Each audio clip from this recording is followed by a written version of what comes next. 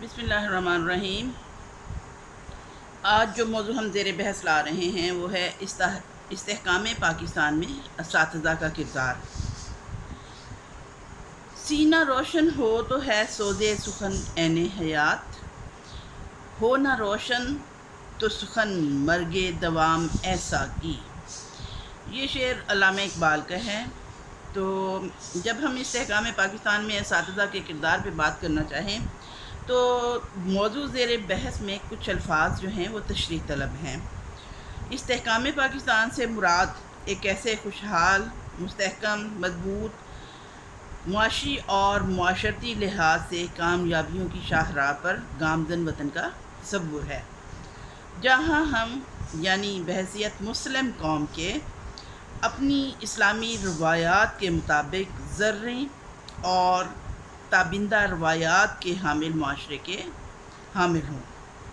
ہمارا ملک دفاعی لحاظ ہو یا معاشی لحاظ، تجارتی نقطہ نظر ہو یا سیاسی، دینی نقطہ ہو یا دنیاوی مطمع نظر، ہر طرح سے ایک مستحکم ملک کی حیثیت رکھنے والا وطن ہو۔ جہاں تک تعلق ہے اساتذہ کے کردار کا، تو اس میں کیا شک ہے کہ کسی بھی ملک و قوم میں اساتذہ ریڑھ کی ہڈی کی حیثیت رکھتے ہیں۔ مشہور حدیث ہے کہ العلم ورثۃ النبیین، یہ کہ معلم جو ہیں وہ انبیاء کے وارث ہیں۔ اور جہاں تک تعلق ہے اساتذہ کے استحکام پاکستان کے لیے کردار کا، تو جناب سب سے پہلے تو ہمیں ماضی کے جھروکے میں تھوڑا سا جھانکنا ہوگا۔ زیادہ دور نہیں، تحریک پاکستان کے دوران اساتذہ کے کردار پر اگر نظر دوڑائی جائے تو مسلم یونیورسٹی علی گڑھ جو ہے اس کی سرگرمیوں کو دیکھیں تو ہمیں محسوس ہوتا ہے کہ تحریک پاکستان میں طلبہ سے بڑھ کر کسی اور نے کردار ادا کیا، اور ان کو نوجوانان وطن نے تحریک آزادی کی روح بیدار کرنے میں اساتذہ سے بڑھ کر اور کون ذمہ دار ہوگا۔ مولانا شوکت علی، مولانا محمد علی جوہر، سندھ مدرسۃ الاسلام، مسلم یونیورسٹی علی گڑھ، مدرسہ دیوبند، غرضے کے کون سے اساتذہ کا ذکر کروں اور کس کو چھوڑوں؟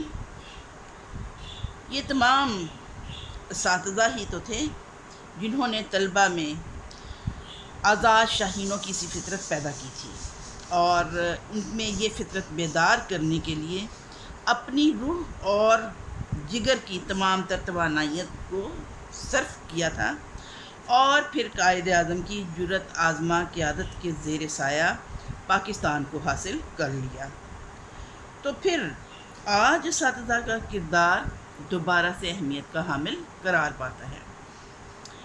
کیا آج تک جو بڑے بڑے قائدین، سیاستدان، تاجر، اساتذہ، اعلیٰ افسران، سائنسدان، ڈاکٹر اور انجینئرز وجود میں آئے جو شبانہ روز محنت سے پاکستان کو معاشی، معاشرتی، علمی، ادبی یعنی ہر لحاظ سے استحکام کے لیے کوشاں ہوں، تو کیا وہ بغیر کسی استاد کی محنت سے بن گئے؟ یقیناً نہیں، بالکل نہیں۔ یہ استاد ہی تو ہے جو جب چاہے اور جہاں چاہے نامساعد حالات کے باوجود نسلوں کو پروان چڑھا کر کسی بھی ملک و قوم کو استحکام بخشنے کے باعث بنتے ہیں۔ ہماری قوم کے تنزل و تباہی کے اثرات کیوں نمایاں ہوتے جا رہے ہیں؟ اس لیے کہ ہم میں سے اکثریت مجبوراً اس پیشے کی طرف آ کر استاد بنے ہیں۔ کم از کم غم روزگار سے تو بے فکر ہو گئے۔ ارشاد نبوی ہے، تم میں سے بہترین انسان وہ ہے جس نے علم حاصل کیا اور دوسروں کو سکھایا۔ کیا ہم آج اس ارشاد نبوی پر عمل پیرا ہیں؟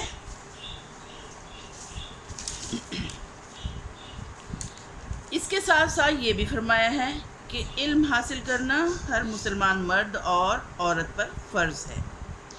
اس طرح یہ مقولہ بھی مشہور ہے کہ علم حاصل کرو چاہے چین تک جانا پڑے۔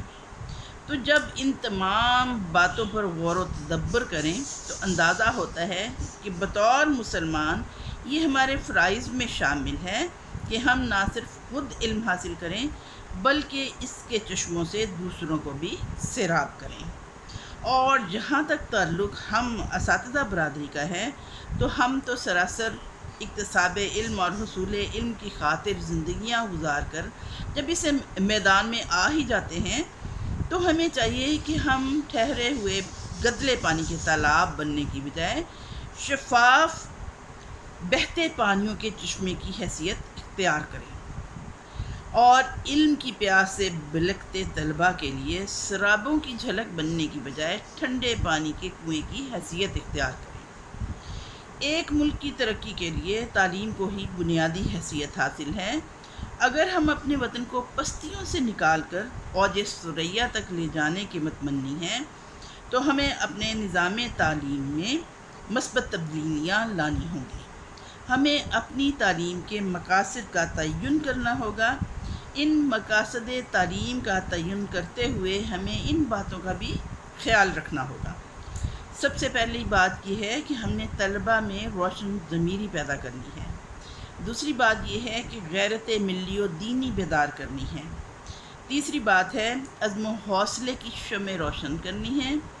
چوتھی بات ہے کہ اسلامی معاشرے کی قدروں کی اہمیت کو اجاگر کرنا ہے۔ پھر یہ ہے کہ قرآن و سنت سے واقفیت پیدا کروانا ہے۔ سفارش، رشوت، اقربا پروری جیسی لعنتوں کے خلاف شعور کی بیداری کرنا ہے۔ قومی اتحاد کا فروغ، نظم و ضبط کی فراوانی، سیرت و کردار میں خوددار اور خود نگاہ، اور ان تمام مقاصد تعلیم کے حصول میں سب سے مؤثر کردار ادا کرنے والی ہستی یقیناً اساتذہ کی ہے۔ زمانہ قدیم میں اساتذہ کو مرکزی حیثیت حاصل تھی۔ اساتذہ مینارہ نور کی سی حیثیت کے حامل تھے۔ تمام شاگرد اساتذہ کی عظمت کردار کی بنیاد پر حصول علم کی کڑی منزلوں کی مشقتوں سے عہدہ برا ہوا کرتے تھے۔ جہاں تک استحکام پاکستان میں اساتذہ کے کردار کا تعلق ہے تو یہ یقیناً اساتذہ ہی ہوں گے جو ہمارے طلباء کی سیرت و کردار کی تربیت کرتے ہوئے اقبال کی بیان کردہ قابی روح بیدار کر سکتے ہیں۔ پاکستان ایک نظریاتی ملک ہے اور اس کا حصول اس ایک نعرے کی بدولت ہوا کہ پاکستان کا مطلب کیا؟ لا الہ الا اللہ۔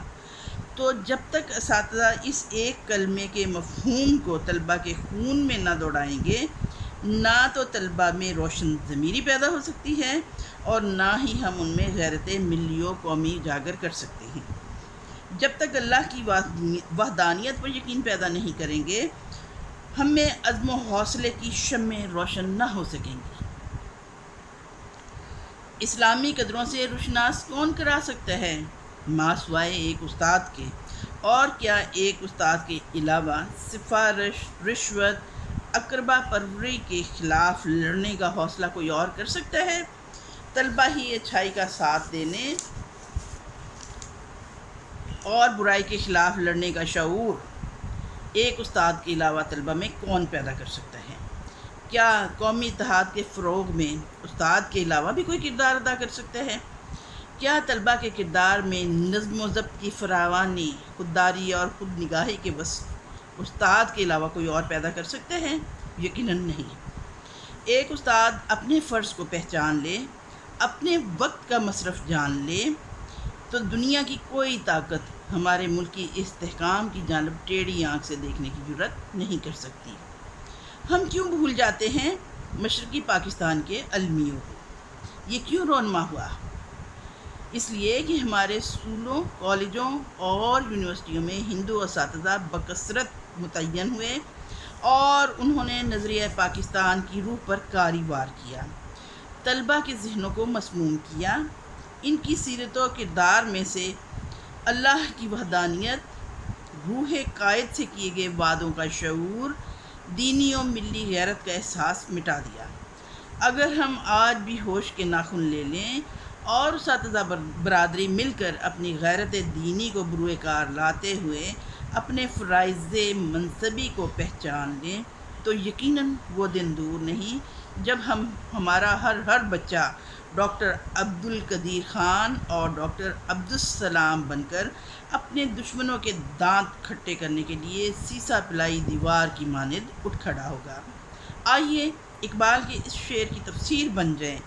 خدا تجھے کسی طوفان سے آشنا کر دے، خدا تجھے کسی طوفان سے آشنا کر دے کہ تیرے بحر کی موجوں میں اضطراب نہیں۔ تجھے کتاب سے ممکن نہیں فراق کہ تو کتاب خواں ہے مگر صاحب کتاب نہیں۔ آئیے آج کے دن ہم عہد کریں کہ ہم نہ صرف خود صاحب کتاب بنیں گے بلکہ ہم اپنے طلبہ کو صاحب کتاب بنانے کی بھرپور سعی کریں گے انشاءاللہ۔ اللہ حافظ۔